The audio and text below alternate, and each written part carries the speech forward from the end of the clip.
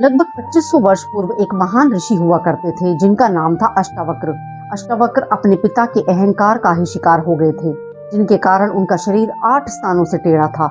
लेकिन उनका ही ज्ञान था जो उनके पिता को मौत के मुंह से खींचकर बाहर लेकर आया था। क्या है पूरी कहानी, चलिए जानते हैं।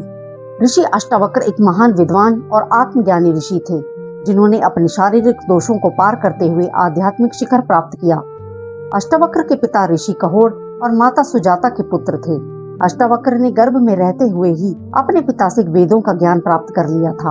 एक दिन कहोड़ वेद पाठ कर रहे थे, तभी गर्भ के भीतर से बालक ने कहा कि वो वेद का गलत पाठ कर रहे हैं।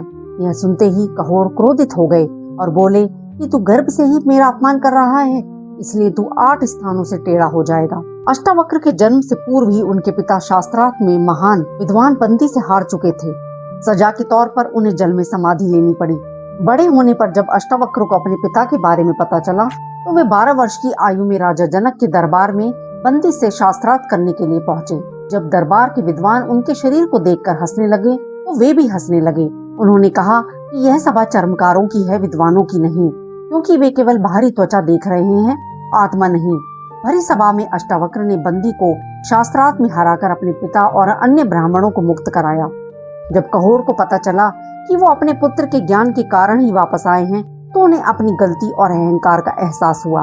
पिता कहोड़ ने प्रसन्न होकर अष्टावक्र को समंगा नदी में स्नान करने को कहा, जिससे वे शाप से मुक्त हो गए और उनका शरीर सीधा हो गया।